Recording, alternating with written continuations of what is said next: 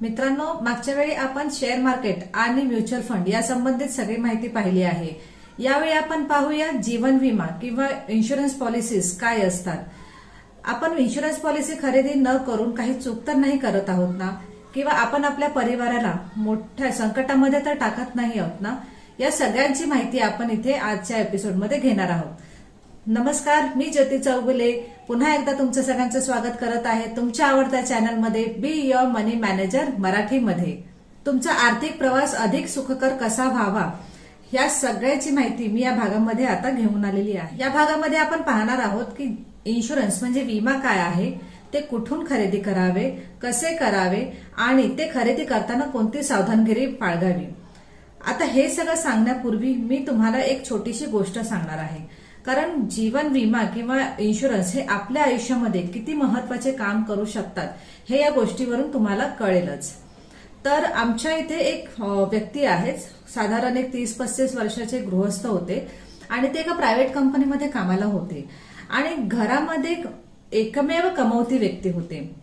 त्यांना त्यांच्यासोबत त्यांचे आई वडील म्हणजे म्हातारे आई वडील त्यांचे आणि त्यांची बायको आणि त्यांची एक साधारण 10 ते 15 वर्षाची मुलगी असा त्यांचा हा परिवार होता. कमावणारे व्यक्ती एकटेच असल्यामुळे सगळा काही भार, जो संसाराचा सगळा भार आहे, जो कुटुंबाला सांभाळण्याचा सगळा भार आहे, हा त्यांच्या एकट्यांवरच होता. सगळी जबाबदारी ते पार पाडत होते. एकदा ते सहज काहीतरी कामानिमित्त म्हणून ते एक बाईक घेऊन निघाले घरातून. काही कामासाठी म्हणून ते निघाले असतील, माहित नाही मला आता ते पण ते निघाले आणि रस्त्यावरती एखाद्या वळणावरती म्हणजे एखादं वळण लागलं, त्या वळणावरती त्यांची बाईक आहे ती स्किड झाली आणि स्किड झाल्यावरती ते गाडीवरून पडले आणि त्यांचा ऑन द स्पॉट मृत्यू झाला. त्यांच्या अचानक अशा मृत्यूमुळे त्यांच्या घरावरती खूप मोठं संकट कोसळलं. आता ही बातमी वाऱ्यासारखी जिकडे तिकडे पसरली. सगळ्यांना कळलं की त्यांचा मृत्यू झालेला आहे. तेव्हा सगळ्यांच्या तोंडातून एकच गोष्ट, अरे रे, आता ह्यांचं काय होणार, ह्यांच्या परिवाराचं काय होणार, हा सगळ्यांच्या तोंडी प्रश्न होता. आता घरामध्ये एकटेच कमवणारी व्यक्ती असल्यामुळे त्यांच्या घरामध्ये बायका मुलांचं, आई वडिलांचं काय होणार, ह्यांचं घर कसं चालणार, हे सगळ्यांच्या तोंडामध्ये वाक्य चालू होते. आणि नेमकं अशाच वेळी इन्शुरन्स किंवा या पॉलिसीज, ह्या विमा ज्या आहेत ह्या नेमक्या काम करतात. तर मग चला जाणून घेऊया थोडक्यात की विमा म्हणजे काय आहे. आपण याला आर्थिक किंवा सामाजिक सुरक्षा कवच असं देखील म्हणू शकतो. सरळ सोप्या भाषेत म्हणायचं झालं, इन्शुरन्स ही एक अशी व्यवस्था आहे ज्यामध्ये विमा कंपनी तुम्हाला कोणत्याही नुकसानासाठी, आजारासाठी किंवा एखादी दुर्घटना घडलेली असेल त्यासाठी नुकसान भरपाई देते आणि ही नुकसान भरपाई ही पैशाच्या स्वरूपात असते. मगाशी तुम्हाला सांगितल्याप्रमाणे ज्याप्रमाणे त्या व्यक्तीचा मृत्यू झाला, त्यांनी जर एखादी इन्शुरन्स पॉलिसी काढली असती तर त्यांनी किंवा त्या इन्शुरन्स पॉलिसीमध्ये त्यांनी त्यांच्या इन्शुरन्स पॉलिसीमध्ये एखादा वारसा ठेवला असता तर त्या पॉलिसीची पूर्ण रक्कम त्यांच्या वारसांना ती मिळाली असती.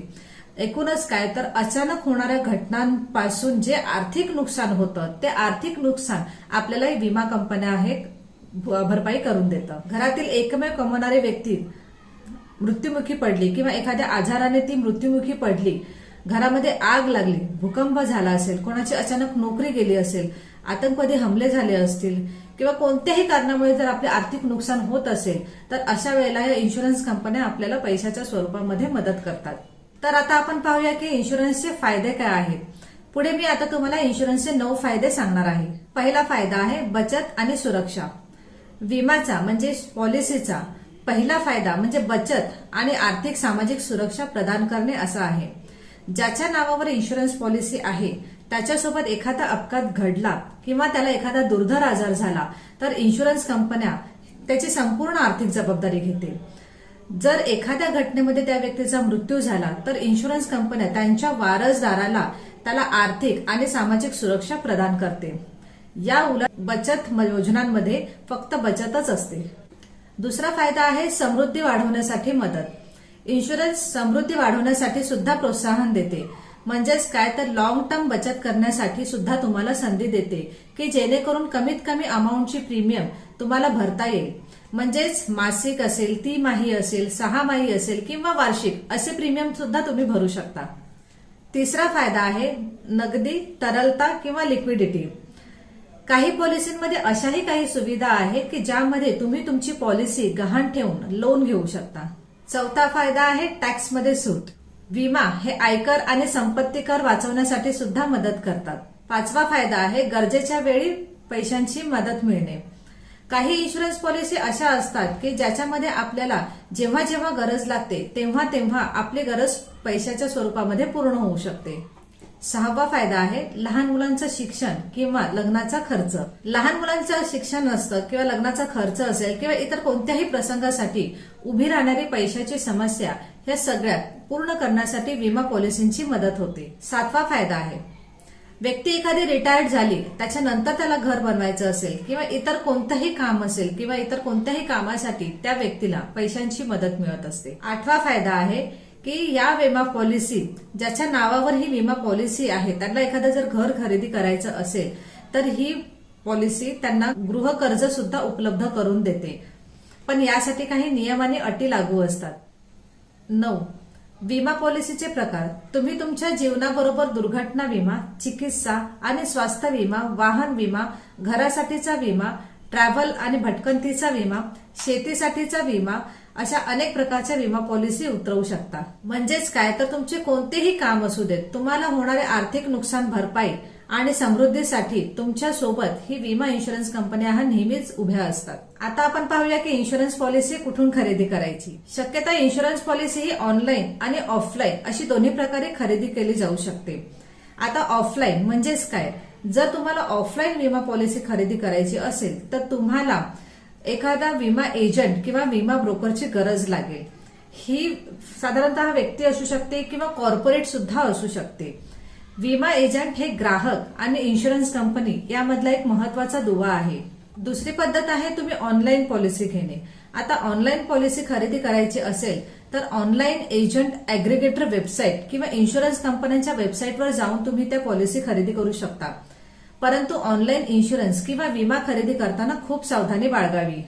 ऑनलाईन मध्ये कोणतीही पॉलिसी खरेदी करताना ती इतर पॉलिसींबरोबर तुलना करून पाहावी आणि शक्यतो इन्शुरन्स कंपन्यांच्या वेबसाईटवरूनच ही पॉलिसी खरेदी करावी. एक गोष्ट नेहमी लक्षात असू द्या की जोपर्यंत तुम्हाला त्या पॉलिसीबद्दल पूर्णपणे माहिती मिळत नाही तोपर्यंत ती पॉलिसी खरेदी करू नका. प्रथमतः त्याची पूर्णतः खात्री करून घ्या आणि मगच खरेदी करा. इन्शुरन्स पॉलिसी खरेदी करताना पुढील 11 गोष्टी लक्षात असू द्या म्हणजे जेणेकरून पॉलिसी खरेदी केल्यानंतर तुम्हाला कुठल्याही प्रकारचा पस्तावा होणार नाही. आता तुम्हाला माहितीच आहे की बाजारामध्ये तसंच इन्शुरन्स पॉलिसी विकण्याच्या नावावरती सुद्धा अनेक फ्रॉड होत आहेत. अनेक एजंट असे आहेत जे खोटं बोलून आपली पॉलिसी विकतात.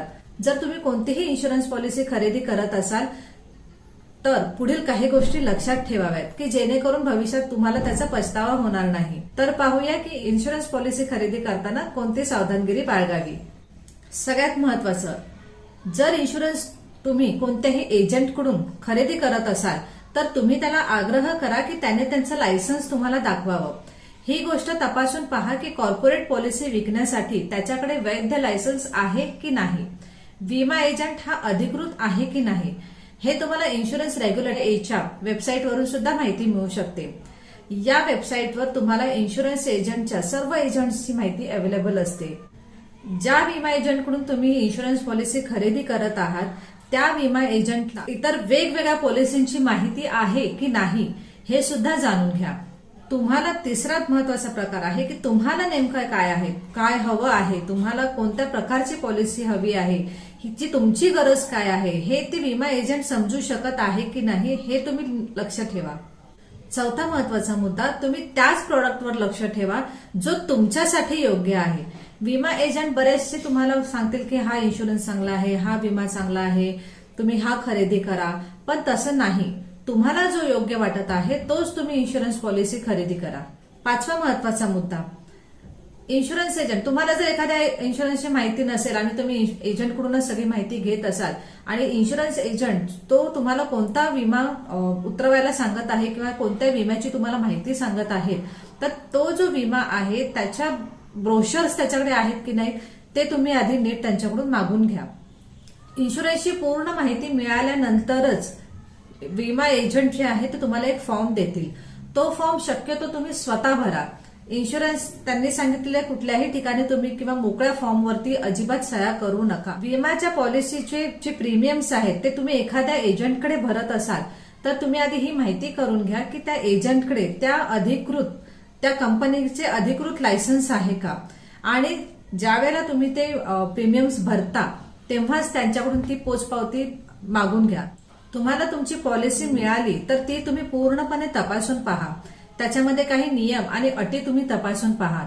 जर एखादा नियम किंवा एखादी अट तुम्हाला नाहीच कळली तर तुमच्या विमा एजंटला तुम्ही लगेच संपर्क करा आणि त्याच्याबद्दल संपूर्ण माहिती तुम्ही घेऊ शकतात.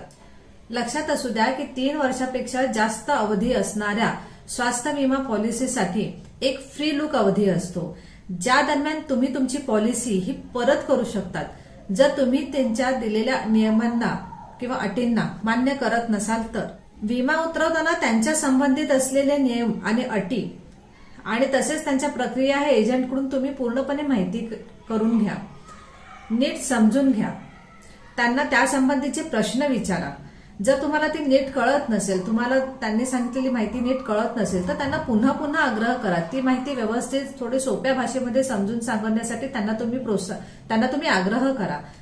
तुम्ही जर ऑनलाईन मध्ये पॉलिसी खरेदी करत असाल तर तुम्ही योग्य वेबसाईटवरून ही पॉलिसी खरेदी करत असल्याची शहानिशा करून घ्या. जर तुम्हाला जी गरज असेल तीच पॉलिसी खरेदी करा. जर त्यामध्ये तुम्हाला काही गोष्टी कळत नसतील तर त्या वेबसाईटवर कॉन्टॅक्ट नंबर किंवा ईमेल आयडीज असतात ज्याच्यावरती तुम्ही संपर्क करू शकतात. तर तुम्हाला त्या वेबसाईटवरती जाऊन किंवा त्या ईमेलवरती तुम्ही ईमेल करून तुम्हाला जी गोष्ट कळत नसेल किंवा त्या पॉलिसीबद्दल जी गोष्ट माहिती पडत नसेल तर तुम्ही ते तुमचे प्रश्न तिथे तुम्ही सांगू शकतात. आता तुम्ही विचार कराल की या सगळ्यांची सविस्तर माहिती तुम्हाला कुठे मिळेल, तर यासाठी तुम्ही पाहत राहा be your money manager Marathi Jyoti Chougule सोबत. जर तुम्हाला आजचा व्हिडिओ हा आवडला असेल तर लाईक करा, जास्तीत जास्त लोकांपर्यंत शेअर करा की जेणेकरून जास्तीत जास्त लोकांना त्याचा फायदा होईल, आणि सबस्क्राईब करा की जेणेकरून आमचे नवीन नवीन जे काही भाग येतील त्याचे नोटिफिकेशन्स तुम्हाला मिळत राहतील. तर आजचा हा भाग इथेच संपवून मी ज्योती चौगुले तुमचा निरोप घेते आणि पुन्हा लगेचच पुढचा नवीन भाग घेऊन तुमच्यासमोर उपस्थित राहते.